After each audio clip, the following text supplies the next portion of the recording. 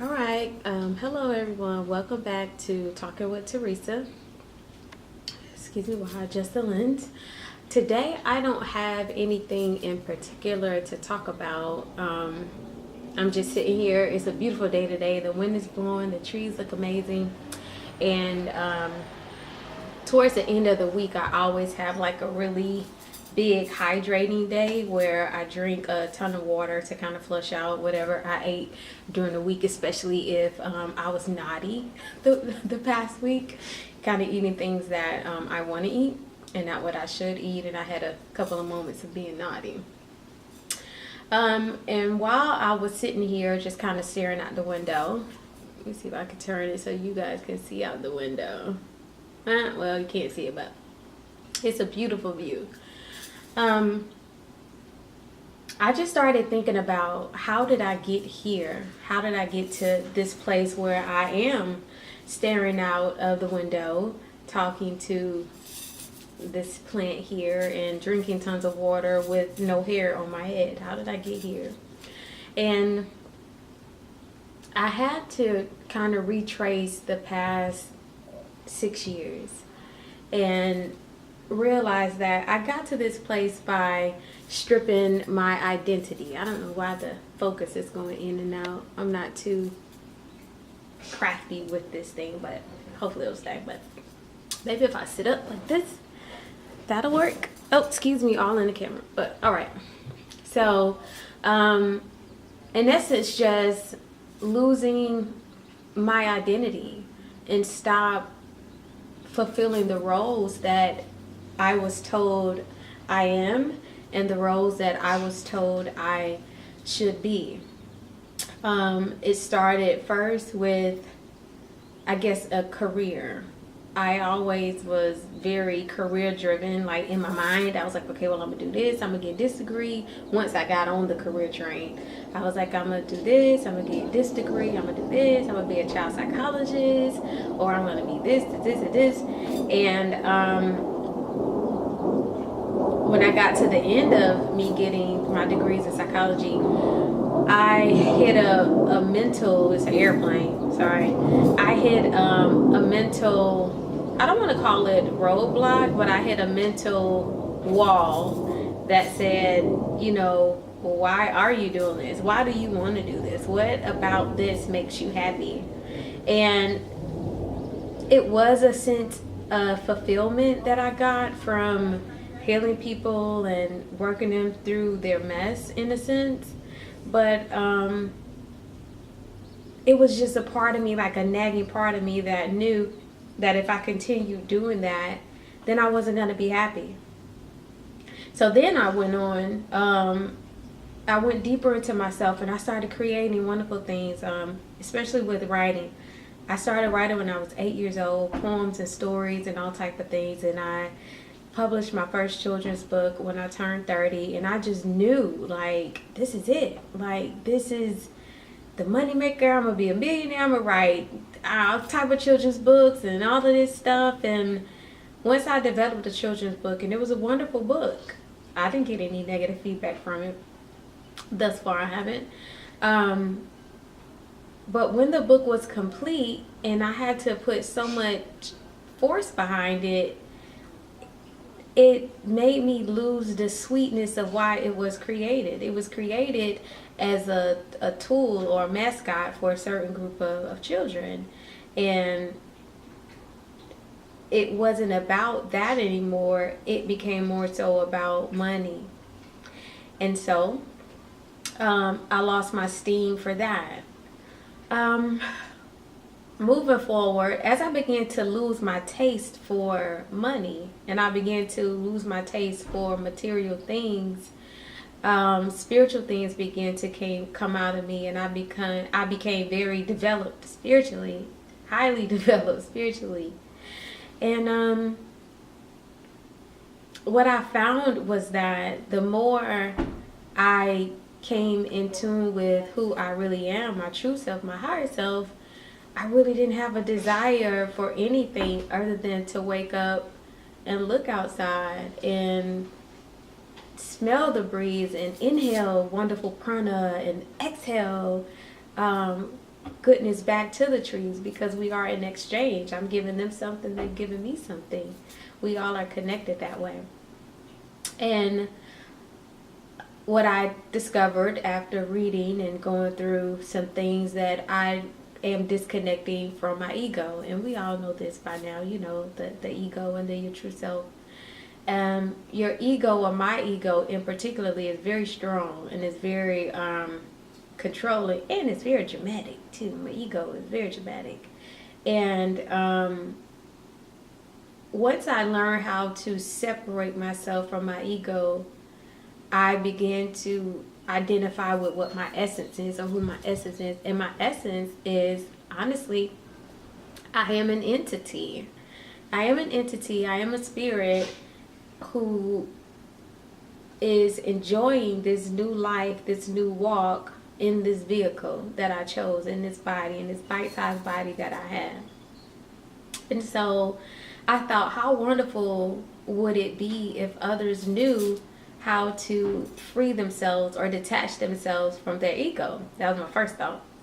And the second thought was, people really don't want to disconnect from the matrix. People really don't want to come out of that. They want the pleasures of life. They don't want the bliss of life. And it's such a big difference between having bliss and having pleasure. So I'm a person that spends most of my time either in the hell that I created in my mind, or I'm in bliss, one of the two. And if I am in my own hell, I find my way back to bliss as soon as I can. Hoping you guys can hear me. The wind is blowing pretty hard. So I thought, maybe if I gave people a little snippet on how to feel who they really are, then they would get it and they would understand it. So, how do you feel your essence? How do you feel who you really are? If you've never felt yourself before, you can either do this, like this, or do your hand like this, right here. I would say use your left hand. If you're a woman, your right hand will work well too. Do that, kind of get a little friction going. You're building up energy. And then just hold it. And become extremely still. Initially, you may feel chills kind of run over you if you can get into your stillness.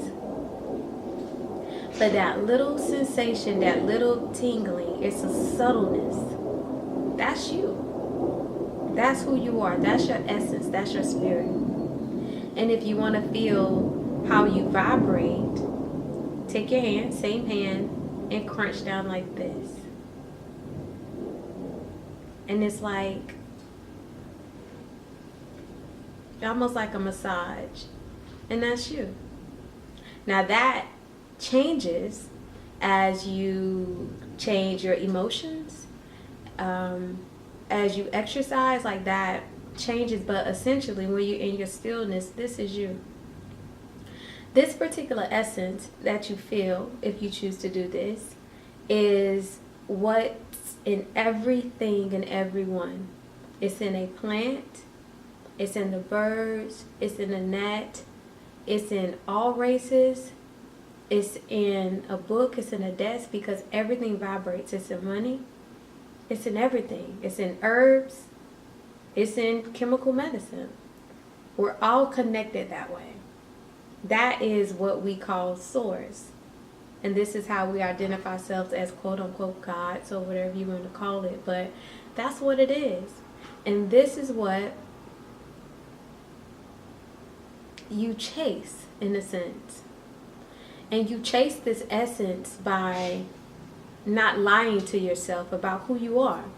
You break the ego by being completely true to yourself. So being completely true to yourself may mean that you have to be brutally honest with what you like and brutally honest with what you dislike.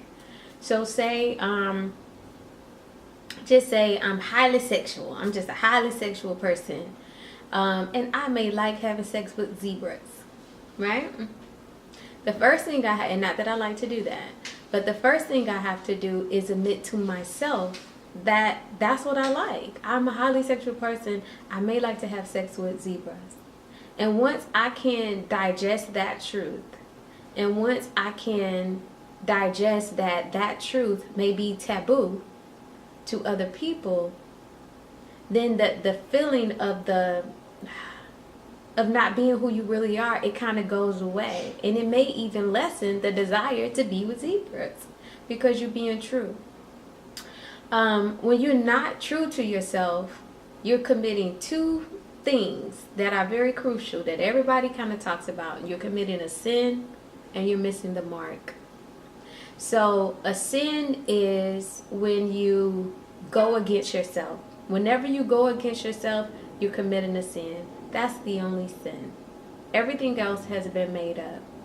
Okay? Now, there are laws that we're governed by, universal laws, but man-made laws too, that men made up. So if you deny yourself of wanting to be with a zebra, or just the idea, the thought of, okay, this is what I enjoy, then you're sinning against yourself and you're causing yourself some really, really horrible punishment because you're not being true. The second thing, other than sin, is missing the mark. When you miss the mark, that essentially means that you have missed the purpose of human existence. Why do we exist? I'm at 12 minutes. It's gonna go out. Wait a minute. I'll be right back. All right. Okay. So, you missed the mark. So, missing the mark is not hitting the purpose of why we are here on this planet. Essentially, depending on where you are in your soul journey, you may be here for, a number of different reasons. But essentially, you're here, we are all here to experience this wonderful planet that we belong to. It doesn't belong to us, we belong to it. This wonderful planet with our five senses. So we have the wonderful pleasure of being in this vehicle, being able to touch stuff, smell stuff, see stuff, and be awed by these things in this suit. Whereas other entities, they don't have this. They don't have the power that we have. Okay? So we look at that side, they're like, oh, they're so powerful. They can do this and they can do that. But no, they're itching to get in one of these things, and we take it for granted. And that's where you miss the mark. And that's really, again, where you cause yourself great suffering because your attention is on building a matrix instead of tearing the matrix down. Okay?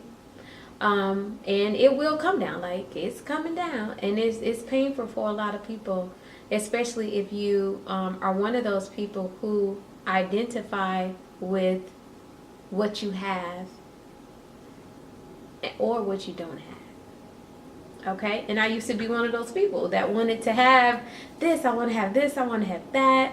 I never saw myself talking to myself through a camera about a bunch of stuff, but this is where I am, and this is where honestly I am the most whole and I want to say the happiest. It's a few things that I need to fine tune, like the whole relationship thing. I don't really relate to people that well, girls or boys, friends or not friends, or romantic things. I'm working on that. Now, yeah, pray for me for that one. But other than the relationship part, I'm pretty whole, and I've never been this way. So those are my thoughts while I hydrate with some wonderful water and some oranges in my copper cup because my body needs some copper because I don't eat nothing, so I need some copper. I hope you guys are enjoying your day. I'm gonna talk louder because it's an airplane going over. I hope you guys are enjoying your day. It's Easter Sunday. For those who are celebrating Easter, happy Easter. Y'all hear that? So get out. Okay, they stopped it. Happy Easter for those who celebrate Easter, and if you don't, happy sex day. Have sex and be fertile. All right, peace out.